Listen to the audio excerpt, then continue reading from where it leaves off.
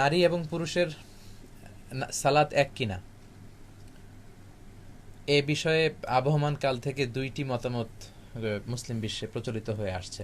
একটি মত হচ্ছে নারী পুরুষের সালাত একরকম, কারণ বিষ্ণু বলেছেন সল্লু কামা রাআইতুমুনি উসাল্লি, তোমরা আমাকে যেমনি সালাত পড়তে দেখো তোমরাও তেমনি সালাত পড়ো, আমার মতো পড়ো। তো বিশ্বনবী নারী পুরুষ সবার জন্য আদর্শ, তাই নারী পুরুষের সালাতের কোনো পার্থক্য নেই, এটা হচ্ছে একটা মত।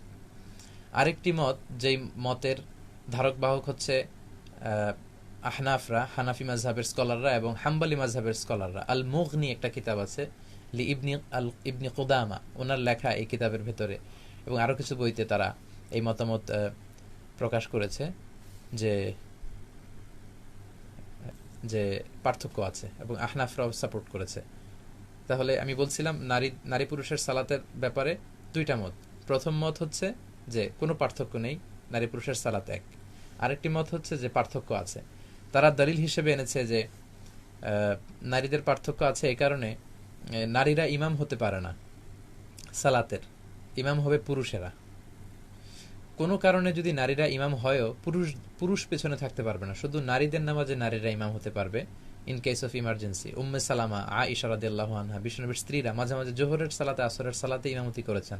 এটা ইন কেস অফ ইমার্জেন্সি, এটা তাদের সব সময়ের আমল না। তো সেক্ষেত্রে আবার শর্ত হচ্ছে জাহারি কেরাতে নারীরা আওয়াজ করে পড়তে পারবে না। যেমন আমি পুরুষ, আমি মাগরিবের নামাজের ইমামতি করলে আওয়াজ করে সূরা পড়ব, কিন্তু নারী যদি ইমাম হয়, পুরুষদের তো ইমাম হতেই পারবে না, শুধু নারীদের হতে পারবে ইন কেস অফ ইমার্জেন্সি, কিন্তু তিনি আওয়াজ করে, তাদের কোনো জাহারি কেরাত নেই, সব সিররি। আবার আমি সামনে দাঁড়াবো, সব মুক্তাদিরা আমার পিছনে দাঁড়াবে, পুরুষদের ক্ষেত্রে এটা নিয়ম। কিন্তু নারী যদি কখনো ইমাম হয়, তিনি সামনে দাঁড়াতে পারবেন না, একই কাতারে সমান হয়ে দাঁড়াবেন। তো এই তো কিছু পার্থক্য পাওয়া গেল। আবার পার্থক্য আছে সাতারের ক্ষেত্রে। আওরা, পুরুষদের আওরা হচ্ছে নাভি থেকে হাঁটু, কিন্তু নারীদের সারা দেহ ঢেকে রাখতে হয়। আবার নামাজে যদি কোনো ভুল হয়, ইমাম সাহেব ভুল করেন, আমরা পেছন থেকে পুরুষরা পড়বো সুবহানাল্লাহ।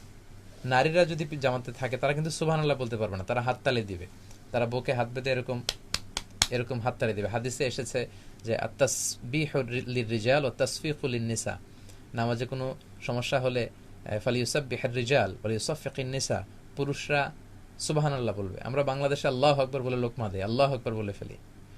এটা আসলে হাদিসের পরিপন্থী, সুবহানাল্লাহ বলা উচিত। সুবহানাল্লাহ বলে ইমাম সাহেব বুঝবে ও ভুল হলো। কিন্তু ইমাম সাহেব এমন কোনো ভুল করলো যেটা পুরুষরা কেউ ধরতে পারলো না, পেছনের নারীরা বুঝতে পারলো, তারা কি সুবহানাল্লাহ বলবে? না, তাদের আওয়াজটাও কিন্তু আওরা, পর্দা। এজন্য তারা হাত বেঁধে আছে এভাবে, সবাই মিলে হাততালি দিলে এভাবে সবাই, ইমাম সাহেব বুঝতে পারবে ও তাহলে কোনো ভুল হয়েছে, তিনি শুধরে নেবেন। এই তো আরেকটা পার্থক্য পাওয়া গেল। এভাবে অনেকগুলো পার্থক্য পাওয়া যায়। পুরুষদের জন্য জামাতে মসজিদে পড়া সুন্নাতে মুআক্কাদা, কিন্তু নারীদের জন্য মসজিদের চেয়ে ঘর উত্তম। এই যে পার্থক্যগুলো আছে, এগুলোকে সামনে এনে হাম্বালি মাযহাবের স্কলাররা, হানাফি স্কলাররা, ওনারা বলে যে কিছুটা পার্থক্য, সেটা হচ্ছে তারা নিজেদেরকে আঁটো করে দাঁড়াবে, তারা পাগুলো মিলিয়ে দাঁড়াবে এবং সিজদায় গেলে দেহটাকে জমিনের সাথে লাগিয়ে দাঁড়াবে। তা না হলে পুরুষদের মতো সিজদা দিলে তাদের ব্রেস্ট, স্তন ঝুলে থাকবে, এটা দেখতে হয়তো খারাপ দেখায়, তাদের পর্দার কিছুটা সমস্যা।